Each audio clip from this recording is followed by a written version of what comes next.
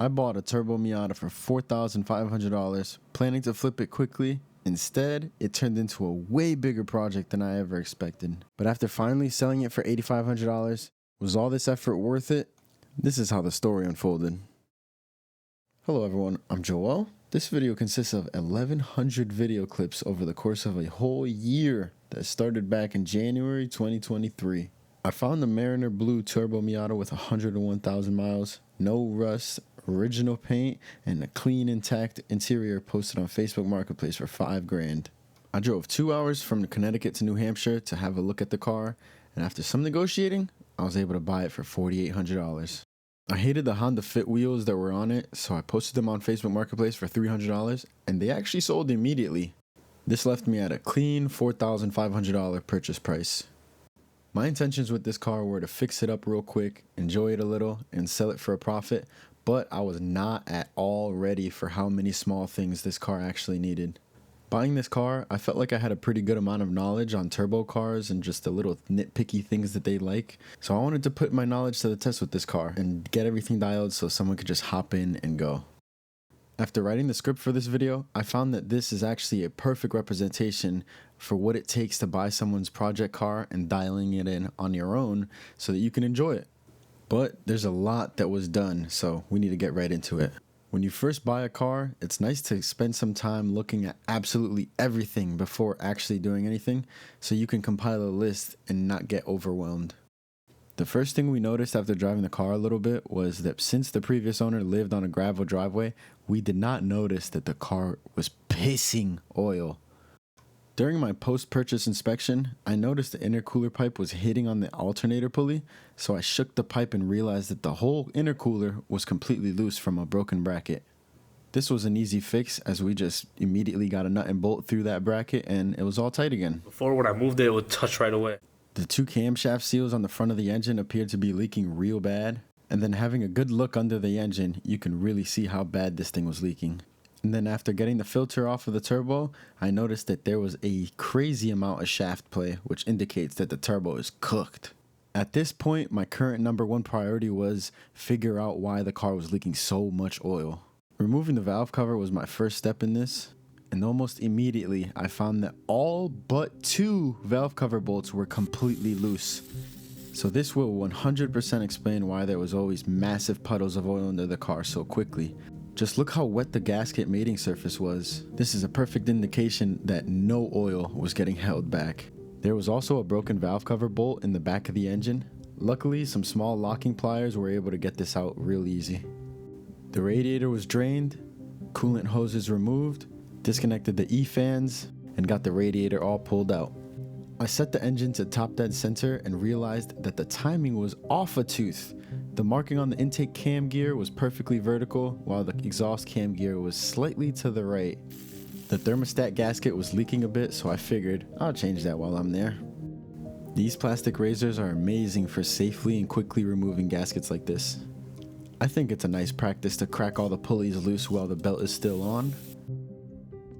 There's a few 10mm holding the balancer in.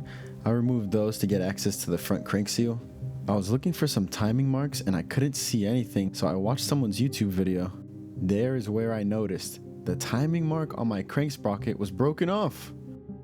I unbolted both timing tensioners so I could remove the timing belt to get this all fixed up. One of a job's most time-consuming things is making sure everything is as clean as possible. Once all cleaned up, I got the new OEM parts from Mazda, a crank seal, 2 cam seals, cam sensor O-ring, and 1 valve cover bolt came out to $74, which I think is a crazy steal coming from the dealer. Oh shit, that's exactly how they broke it.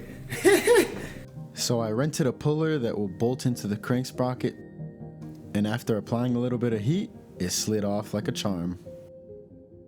I tapped the keyway out of the old sprocket and shifted my focus to removing the crank seal.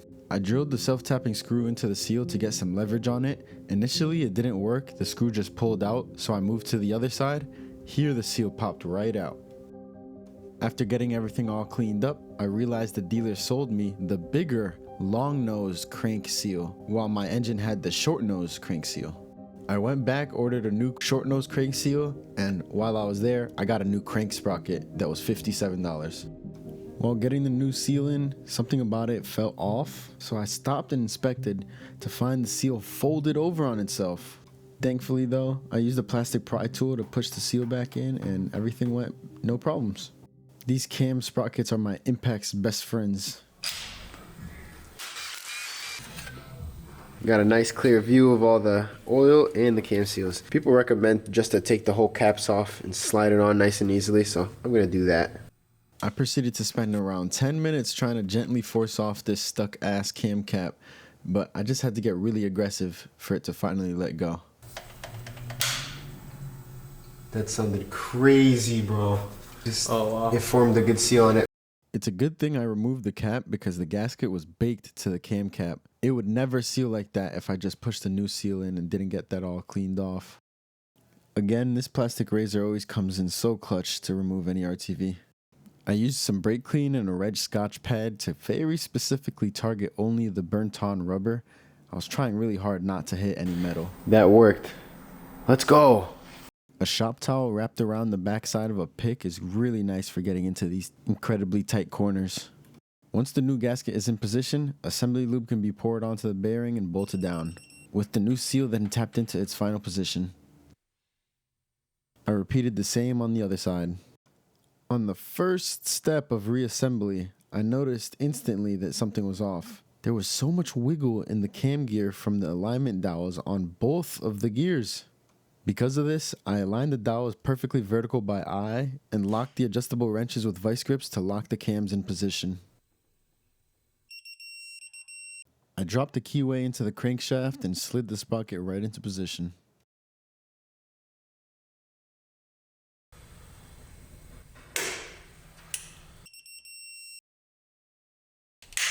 The I with the line right there is lined up perfectly with that ridge, and the E is lined up perfectly with the ridge, so that's good there.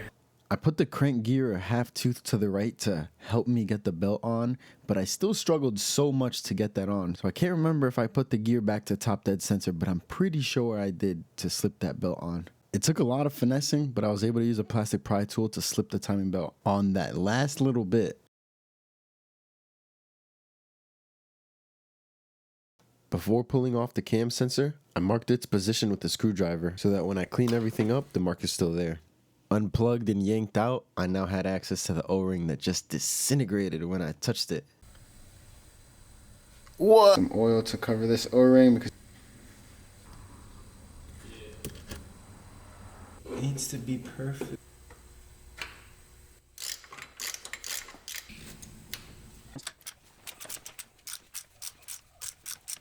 Yep, we're still dead on. All set.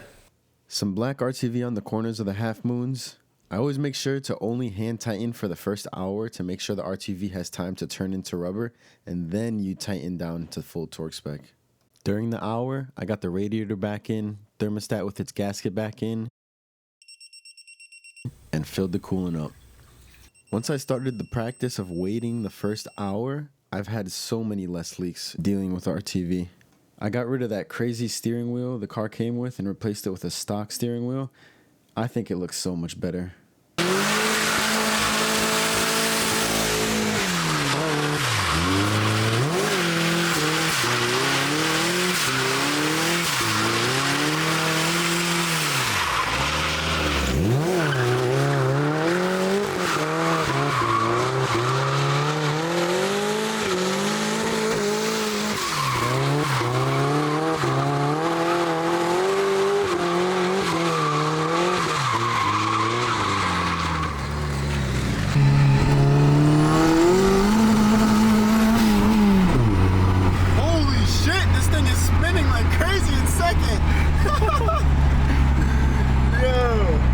I did no research on how to tighten the accessory belts, and on the first drive, both of the belts just flung off immediately. After doing some shredding on the car, as you can see, it wasn't leaking at all anymore. My brand new merch is finally here at e30joel.com. I absolutely love this drop.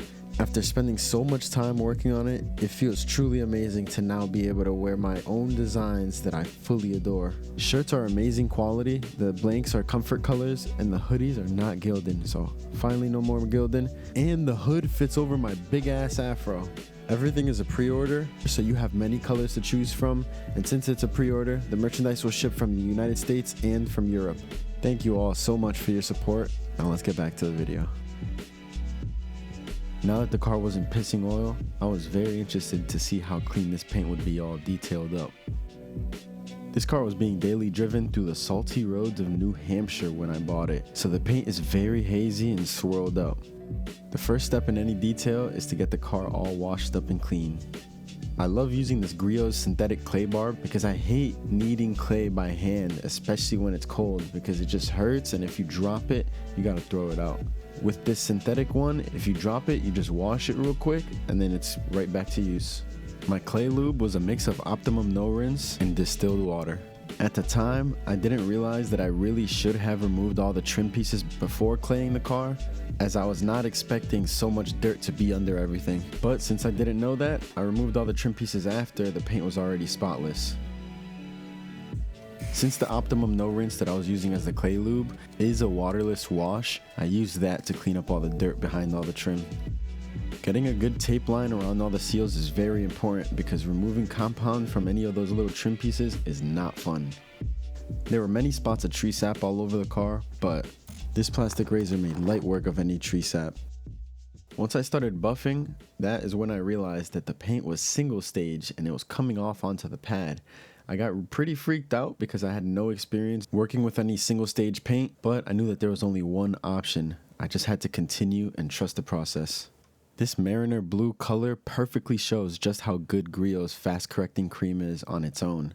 During this, I was still very much a rookie detailer. During the whole job, I wasn't paying attention to applying nice firm pressure, which only towards the end of the job is when I realized that that is very important. If you're not pressing nice and firm, it makes the job take so much longer, which is what made me take forever. Some spots don't come out absolutely perfect, but it's so much better than what it was before. So like I was saying, since I wasn't pushing hard when I was compounding, it made it so I had to go over the same section 2, maybe 3 times to get the result that I wanted, and it made it take forever. That by the time I was done compounding it, I was so over it. I wanted to leave the car just like that, but shout out to my guy Aiden MT on Instagram. He's the guy that helped me so much with the detailing process, and he was the reason I went in and polished the car because he told me, yo, it's gonna look so much better, trust me. And as you can see, he was clearly right. This thing was shining like a mirror. I really could not believe how good of a transformation this was. Granted, it was a lot of work, but because of my own doing, I suck at it, so I had to take the time to learn. This was my first time doing any kind of taillights or accessories, and I only used polish with a yellow pad on the accessories, but looking back now, I definitely should have also used the microfiber pad with the compound. Even though I only used the polish, the taillights did come out great. Taillight is shining. I only remembered after I was done polishing the whole car to apply firm pressure, but of course, I would have been a lot better off not applying firm pressure on this mirror because I blew straight through the paint. While detailing the car, I left the compound on the paint and didn't use IPA to remove it until the very end after doing the entire car. This was my biggest mistake and takeaway from this because this is where I learned that the paint holds onto the products and makes the paint appear less swirled than it actually is. I used this Griot's ceramic 3-in-1 spray wax and I was pleasantly surprised with how easy it was to apply. It didn't use a lot of product to do the whole car. Granted, it is a small Miata, but it does specifically say to only do about 2 to 3 squirts per panel. But I was not expecting the water to bead so well with only this product.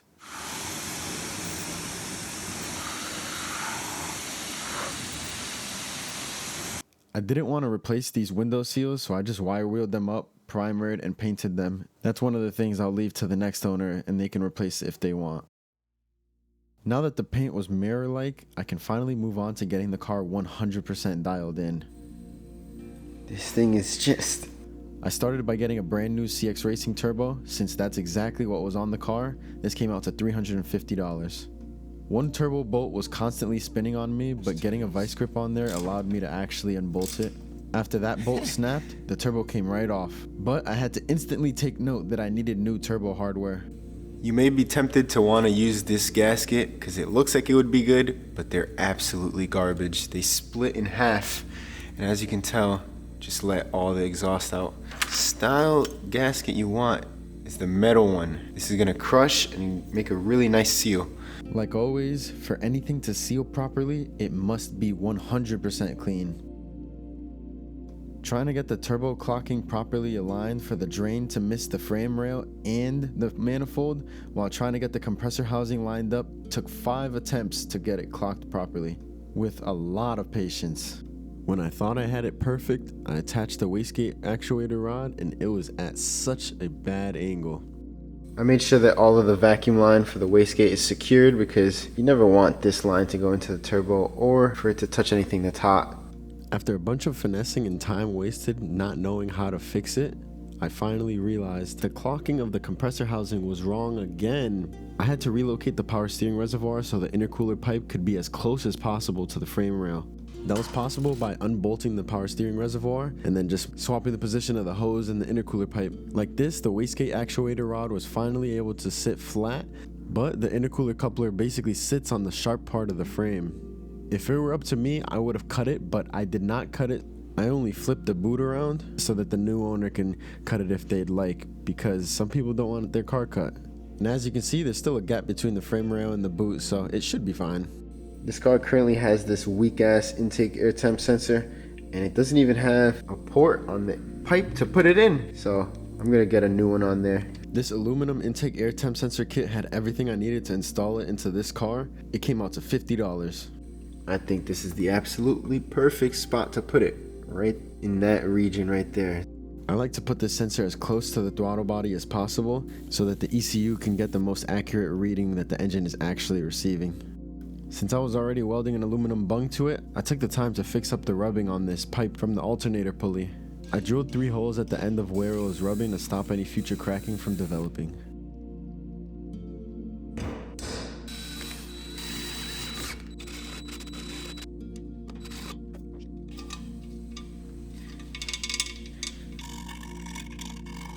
My big mistake with welding this bung was that I didn't grind off the coating on the pipe before welding. This resulted in me having to burn all of that coating off before actually having it accept the weld. Because of this, I absolutely totaled the bung with way too much heat. The weld seeped into the threads, leaving me with some complications. I'm not afraid to show my ugly work because it's inevitable to mess things up a few times before you fully figure it out.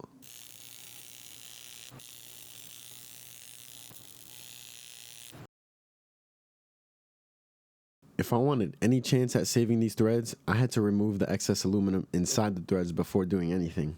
I chose to use a carbide bit on a Dremel. I was really scared of the new threads not lining up on the old threads, but I told myself it was already cooked. I can't mess it up anymore. I used the 3/8 MPT tap from Harbor Freight. I found out that this is the same thread pitch as this aluminum bung. Lo and behold, as some of you might have guessed, the threads did not line up.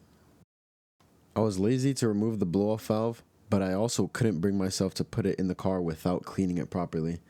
With the intake air temp sensor all installed, I was worried about air leaking from this small gap, but after seeing the threads on the inside of the pipe, it looked like it was fully sealed. Now, I had to make sure the Megasquirt 2 was properly set to a GM air sensor. If I installed it but didn't change it in the ECU, it would be worthless to install this.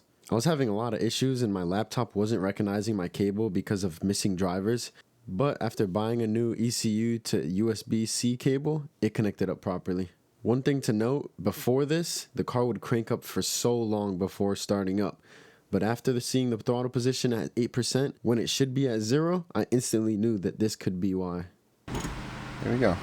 Accept. Boom. Calibrate thermistor tables. And here it is. I had to look this up. Change this to the air temp sensor. And here we go. I'm almost positive the one that I have is a GM sensor. Fahrenheit. And that's the resistance according to the temperature. When the sensor is at this resistance, that's how it knows what temperature to display. So I'm gonna write that to the controller, write complete, and my intake air temp sensor is all set. This kit normally pushes the wires right into the AFM connector, but the previous owner cut into the wires, so I had to crimp to where he cut. These wires were all just twisted on, which I hate.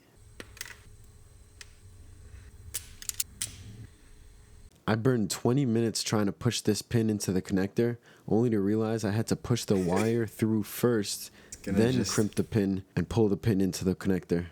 My favorite step to any wiring is finishing it off by wrapping it with some Tesa tape. The harness blends right into the engine bay. The previous owner ran this wire along the back of the engine, but I don't like how close that got to the exhaust. So I found that it fit perfectly right behind the radiator. All the way up. And it fits perfectly. That crimp right there is solid. My shop at this time was reading 65 degrees and the laptop read a healthy 63. Let's see how this starts up with this throttle position fixed. Wow, that is beautiful. I gave it no throttle and it started right up. Here's where I noticed the air-fuel ratio reading on the laptop was extremely different from the AEM gauge on the dash. I went to the O2 sensor in the engine bay to inspect the condition of that. This is where I found out that the O2 sensor connector got pinched in the transmission bell housing by the previous owner, and he just decided to drive it just like that. So I got a new connector crimped on there, and the ECU was now reading the correct air-fuel ratio. The engine was shaking like crazy, so I bought a set of engine mounts for $23. The new bushings are installed and it's all clean. Now, of course, something that I didn't even touch just had to fail before testing the new turbo.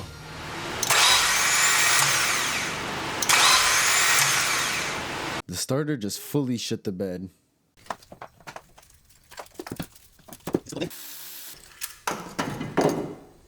When I got the starter out is when I realized the starter that came out is most likely wrong, since the bolt holes are not in the same location. After spending some time trying to get the starter installed, the bolts would not thread fully, they just got tight very fast.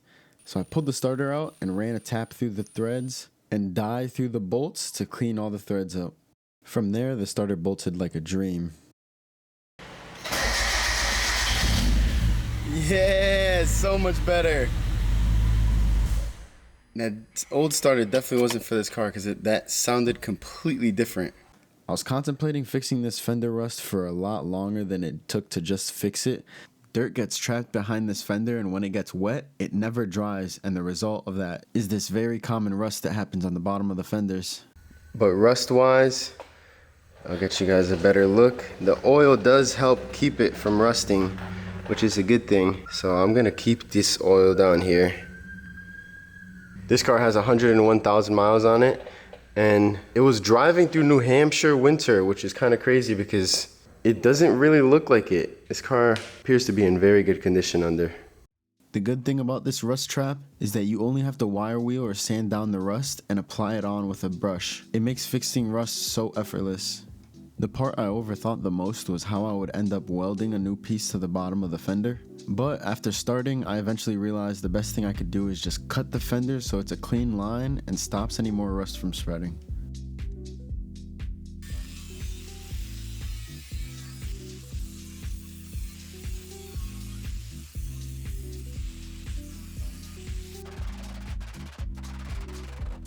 I made sure to leave the hole for the fender liner so it can add stability, but I was pleasantly surprised with just how much stability it actually added.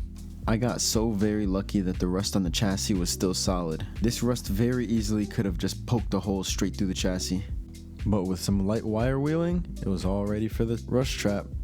Use some isopropyl alcohol, clean the area all up.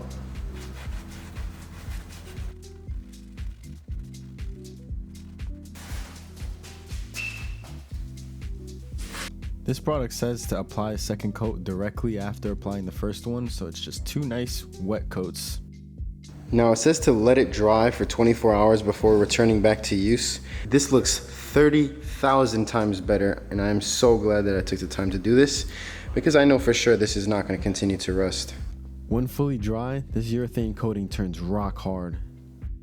You can barely tell on this side that there's anything on the back, but it's fully coated now and protected. I got the nut right here in the middle of the fender in, and it definitely has a whole bunch of vibration. The fender's only held in by one bolt up here, one nut here, and then just this little bit of fender lining to give it the little structural rigidity to see. It is not bad. The good thing about this is all the dirt that normally piles on in here is gonna fall right out, and there's never gonna be any more rusting here. That's just me coping with the fact that I don't feel comfortable enough doing body work on this car. It's too nice of a car. Unfortunately, I was under the impression that journal bearing turbos need an oil feed with no restriction, so I drilled this fitting out only to go on a drive to realize the exhaust was smoking a lot worse because of that. So I had to buy another oil feed fitting with a restrictor, and that stopped any kind of smoking. This came out to $13.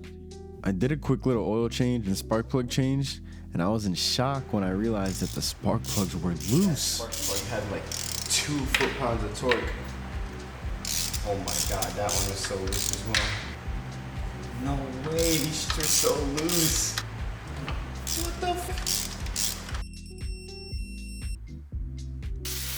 There's an exhaust leak on this side, and I guarantee it's because this V-band has a step lip on it, and normally the other V-band has a recess so that step could sit inside of it, but that downpipe has no recesses, so I gotta modify the exhaust to make this fit.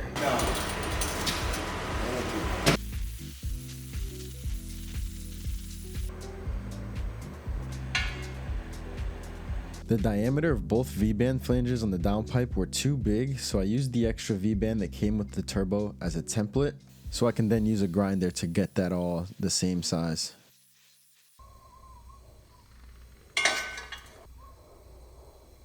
That is absolutely money. She's good to go, and this is not gonna leak.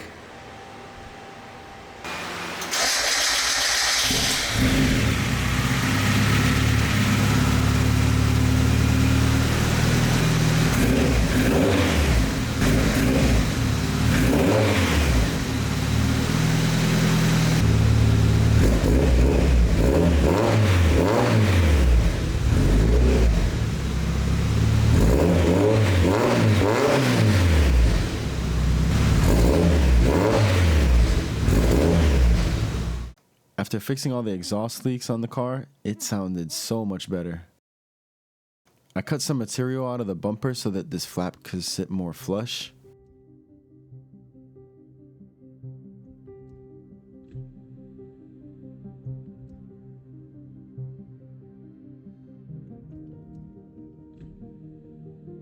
That right there is already looking so much better. I never knew where to get touch-up paint from, but I went to a local auto body store and had them mix up a little jar of touch-up paint for $15.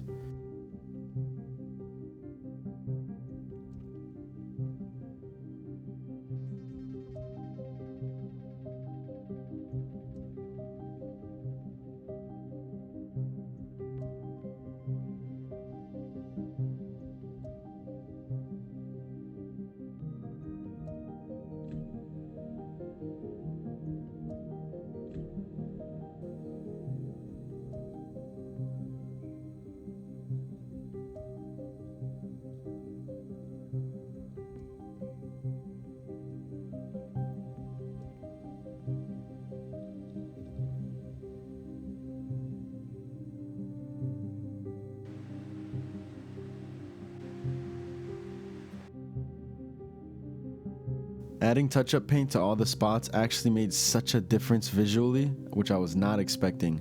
I mainly did it to prevent those spots from turning to rust. It took forever, but I think it was worth it. Like, that's nowhere near as noticeable as it was before. And then obviously the bottom of the fender, you can't see anything. And when you come down to here, you could tell there, but it's not that bad. You can't see anything anymore through the door. You used to be able to see the scrapes.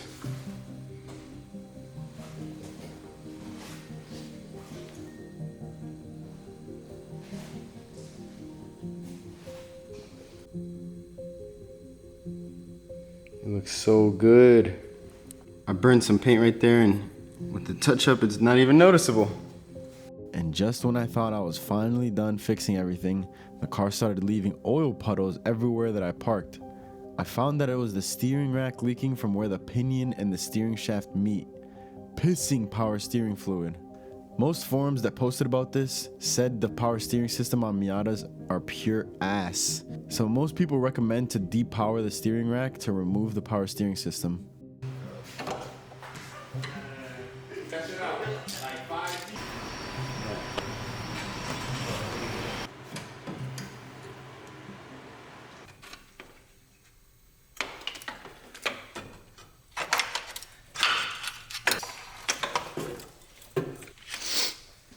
Let's go.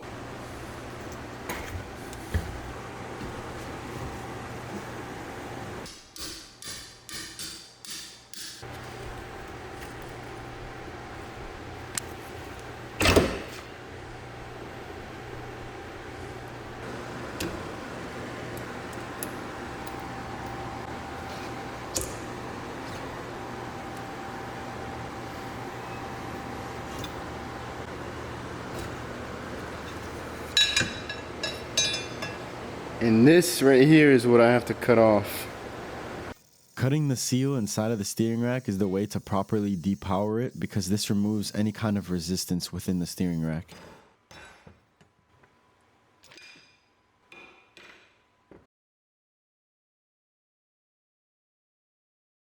I used the parts washer to clean the whole steering rack up. And it definitely got the job done.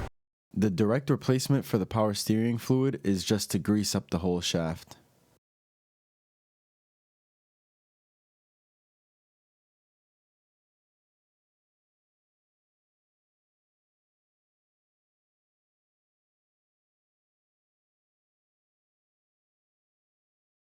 Now to make sure that no dirt gets inside the steering rack, I used RTV to seal up all the ports.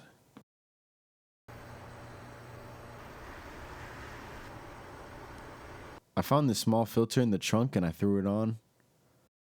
The brake and clutch fluid were disgusting, so I got both of those flushed out with the turkey baster. Then I bled all 4 of the brakes and finished off with bleeding the clutch. Besides the reservoir being a little stained, everything was now all fresh and clean. The braking performance of this car was so bad and the rotors were not in good condition, so I checked Rock Auto to see how much the new pads and rotors were to find that they're only $115.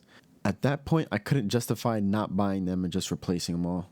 By this point, I had fully stopped recording because I was so fed up with how long this was taking and how much work it was. This is because the car desperately needed a new clutch. Within the first few months, I turned the boost up with the manual boost controller, did one pull, and it blew the tires off hard. But I tried it again and instantly slipped the clutch so bad. So I always knew that this car needed a new clutch.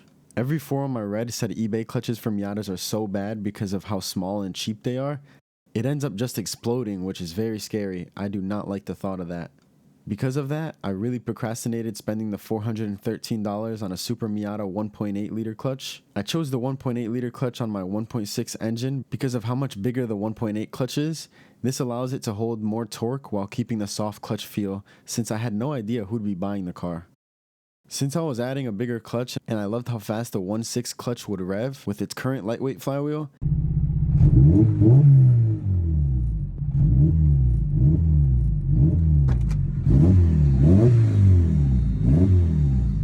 I bought a 1.8 liter lightweight flywheel on Facebook and got it resurfaced for $130 total.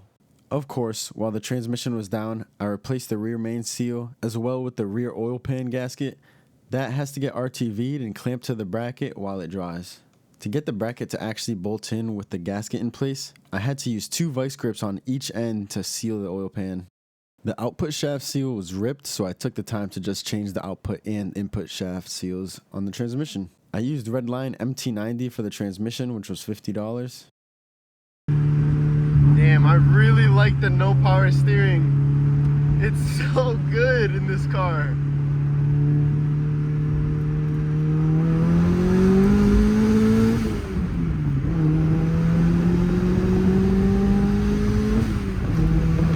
It's so much faster now. It's not fast, but actually moving. What the hell? This thing moves out of its way. Let's go.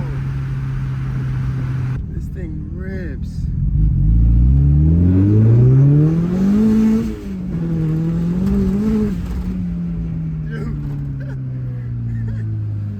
And the last thing I purchased for this car was a new shifter seal that came out to $23. That left my total expenses at $6,445, including the price of purchasing the car, with everything included. And since you guys know I sold the car for $8,500, that left me at $2,055 profit. Now on to the big question, was it worth it? Me personally, I think it was not worth it. It just took so long and it was so much work for just a flip, but I was in the sweet spot of liking the car just enough to want to fix everything and have it be a perfect car because of how clean and just how much potential the car had. And it was just a flip. I did not intend to have it for longer than a month or two, and I ended up having it for a year, which that's so crazy. But there was just always another thing that I had to do to it, and it was never truly my main focus. I was working on the E30 and my wagon. Both of those cars needed a lot more attention than the Miata did. So it was just a thing that I was not ready for how much work it actually needed. But in the end, I am definitely very happy with the final outcome. The car was so good. And the most painful part and the reason why it took so long for me to make this video is because I had the car listed for 5 months at 10 grand. The day that I finished the car and I did everything that you guys just saw to it, plus more. Things like changing the steering wheel, buffing the cluster so it's no scratches on there, putting a shift boot on, changing the shifter seal, interior door handle, getting the seat belts installed because the car didn't have any seat belts, like all the little things like that. The day after I said that I was gonna daily it and I was gonna enjoy the car with the depowered steering, that was my favorite thing about the whole car. The depowered steering, it was like stiff, but it felt like my simulator. It felt exactly like how a simulator is when you're racing and it just gets real stiff. I love that feeling. Just for the day after, someone on Facebook Marketplace said, "Can I come look at the car today? I have cash in hand." I was like, bruh. And this was when the car was listed at $10,000. I didn't think that it would sell with it posted at that high. I was fully intending on driving it for a little bit, making the day of delivering food in that car, and then posting it for $8,500 so that it could sell for $8,000. I was fully ready to just have it sell for $8,000 and move on with it. But then when he came, offered 8 grand, and the car was posted for 10, I was like, bro, I want to take that 8 so badly. But he came for 10, so I was like 9,000. I told him, and he was like, "Can you meet me in the middle, 8,500?" I was like, bro, no way. After all of this, the day I finish it, it sells. So it was just so much pain. I really enjoyed this car. It was ripping so damn hard. And it sold immediately. I'm still heartbroken. I'm about to crash out just thinking about it. But at least now I have this amazing video. I love how this video turned out. It took so much work to edit it. It took so much work to make it entirely because I had no intention of making this style of video. I was intending on just continuing my series. I uploaded 3 or 4 videos about this car and I was going to continue uploading them, but then there was just always another thing, and I was like, how am I going to structure this? So it was a disaster. I had 1,100 video clips. It was I'm very glad that it is over with, but I hope you guys enjoyed this video because this is just, I got to learn a lot of new things making this video. And for years now, I've wanted to make a video series of buying, fixing, and flipping a car all in one video because I think it's so entertaining to watch. So I would like to do it with regular traffic cars, not like a turbo Miata. Just a car that someone can buy for cheap that I make sure is mechanically sound and everything. And I think that would be a lot of fun. I was procrastinating a lot, like procrastinating fixing the fender rust because I had no idea how I was going to weld to the fender and I just didn't want to mess it up on such a nice clean car. I was also procrastinating buying the new clutch because I was already doing so many little things and I have had it for so long already. So it was like a big negative feedback loop of just constant overthinking. So I learned a lot owning this car. Granted, I'm not any better at any of it, but I just learned a lot about myself, so I'm grateful for that at least.